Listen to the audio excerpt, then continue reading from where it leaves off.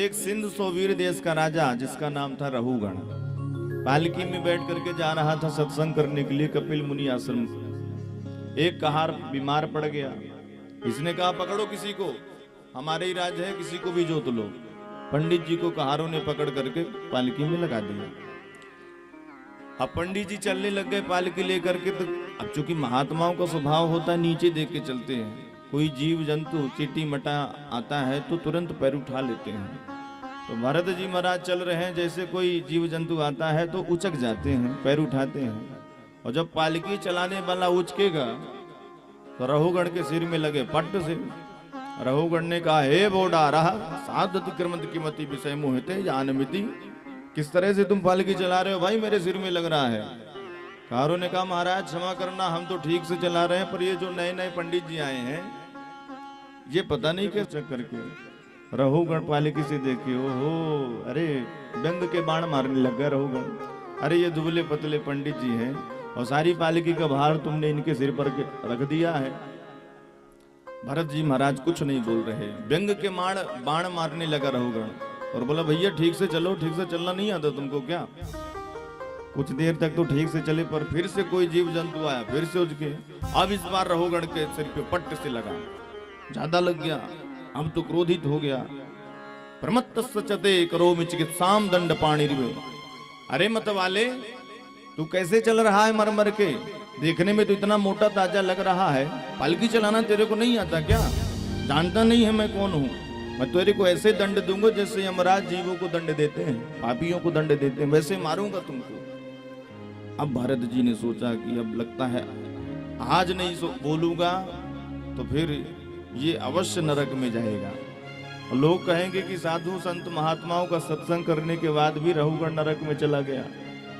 तो भरत जी महाराज आज बोल रहे हैं। 40 वर्ष तक अपना मुंह नहीं खोला, लेकिन अब आज बोलना पड़ रहा है। और संत तो ये कहते हैं कि भरत जैसे महात्मा जिसका भार उठा दे वो पाप नरक में जाए, पापी बने, ये अच्छी बात है क्या? तो मानो भरत जी ने चलो इसका उद्धार हो तो आज बोल रहे हैं। बड़ी सुंदर झांकी है। सुखदेव जी कहते हैं परीक्षा दर्शन करो। कंधे पर पालकी रखे हुए हैं और पीछे मुड़ करके रहुगण को जवाब दे रहे हैं। त्वयोदितं व्यक्तं विप्रलब्धं भर्तु समेस्यादि वीरभारः गन्तुर्यदि स्यादधिगं मध्वा पीबेति राशो न विदाम प्रभाव। भरत जी महाराज कहते हैं कि राजन किसको मारोगे तुम? मेरे को क्या मारोगे? और तुम अभी कह रहे थे कि मैं बहुत मोटा हूँ। तो राजन मोटा पतला होना ये शरीर का स्वभाव है, ना मैं मोटा हूँ ना मैं पतला हूँ। और तुम मेरे को दंड नहीं दे सकते। मेरे को क्या मारोगे तुम? शरीर को मारोगे, और शरीर को मारोगे तो मेरे को कष्ट थोड़ी होगा। मैं तो आत्मा हूँ, अजर हूँ, अमर हूँ। आत्मा को न कोई देख सकता है, न कोई छू सकता है, न कोई मार सकता है। जब ऐसे गूढ़ शब्दों को रहुगण सुना तो पालकी से कूद पड़ा और भरत जी महाराज के कंधे पर जनेऊ देख करके चरणों में गिर गया। महाराज क्षमा करना, आप कोई ब्राह्मण जान पड़ते हैं और ऐसे वाक्य कोई और बोल नहीं सकता। आप तो बड़े ज्ञानी लगते हैं मेरे को। कष्टम निगूढ़श्चर सिद्धुजाना बिभर्षि सूत्रम कतमोवधूतः। आपके कंधे पर जनेऊ बता रहा है कि आप कोई ब्राह्मण हैं। महाराज मेरे को क्षमा करना, मैं दुनिया में किसी से नहीं डरता। ना हम विशंके सुरराज वज्रा न त्रिक्षशूला यमस्य दंडा। महाराज मैं भोलेनाथ के त्रिशूल से नहीं डरता, इंद्र के वज्र से नहीं डरता, विष्णु के सुदर्शन से भी नहीं डरता, यमराज के काल से भी नहीं डरता। अगर डरता हूं महाराज तो ब्राह्मणों से बहुत ज्यादा डरता हूं कि ब्राह्मण कहीं मेरे को श्राप न दे दिए। इंद्र कुलिस मम शूल विशाला काल दंड हरि चक्र कराला जो इन कर मारा नहीं मरई विप्र द्रोह पावक सोई जरई। महाराज आप ब्राह्मण देवता जान पड़ते हैं, मेरे को क्षमा करना, मेरे से बड़ी गलती हो गई, मैं आपको पहचान नहीं पाया। भरत जी ने कहा कि भैया डरो मत, हैं तो ब्राह्मण पर इतने खतरनाक नहीं है, तुमको श्राप नहीं देंगे। तुम हमसे पूछ सकते हो जो भी पूछना हो, तुम्हारे अंदर जो जिज्ञासा हो पूछो हमसे। रहुगण ने कहा महाराज अभी अभी आपने यह कहा कि मैं मोटा हूँ, मैं पतला हूँ, तुम मेरे को मारोगे तो मुझे कष्ट नहीं होगा, मेरे शरीर को मारोगे तो मेरी आत्मा को कष्ट नहीं होगा। ये बात थोड़ा हमारे समझ में नहीं आई महाराज। ये बताइए थोड़ा कि जैसे मैं आपके शरीर को दंड दूंगा, शरीर को अगर कष्ट होता है तो इंद्रियों को कष्ट होता है, और इंद्रियों के साथ फिर मन को भी कष्ट होता है। तो मन को जब कष्ट होगा तो आत्मा को क्यों कष्ट नहीं होगा? उदाहरण दे करके समझा रहा है कि जैसे चूल्हा अग्नि जला करके उसमें बटलोई रख करके चावल डाला जाए, पानी डाला जाए, तो अग्नि तपेगी, बटलोई गर्म होगी, पानी गर्म होगा तो चावल पक जाएगा। तो जब चावल पक जाता है तो भाई जैसे मन को दुख होगा, शरीर को दुख होगा, इंद्रियों को कष्ट होगा, तो आत्मा को क्यों नहीं होगा? आत्मा तो शरीर में रहती है ना।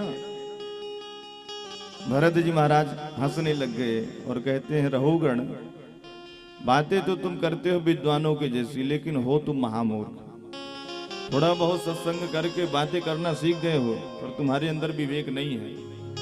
अरे जिन चीजों को तुम घटा रहे हो आत्मा से, वो सब सा अवयव हैं।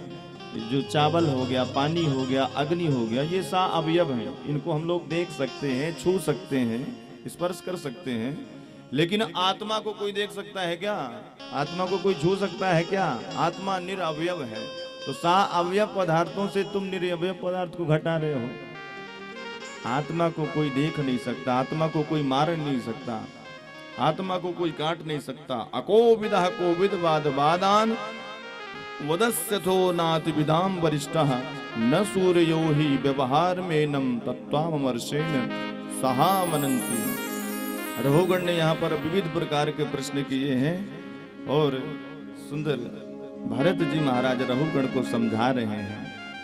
भवाटकी का भी वर्णन कर रहे हैं भरत जी महाराज और कहते, देखो राजन, रहुगण तत्तपसा न याति न चेज्जया निर्वपणा ग्रहद्वा न छंदसा नैव जलाग्नि सूर्यै विना महत्पादर्जोभिषेकम।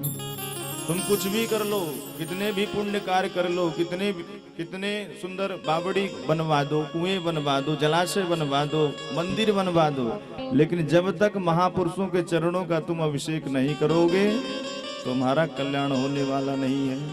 और इसी तरह से संत महात्माओं का दर्शन करते रहो, उनका सत्संग करते रहो और भगवान का धीरे धीरे भजन करते रहो।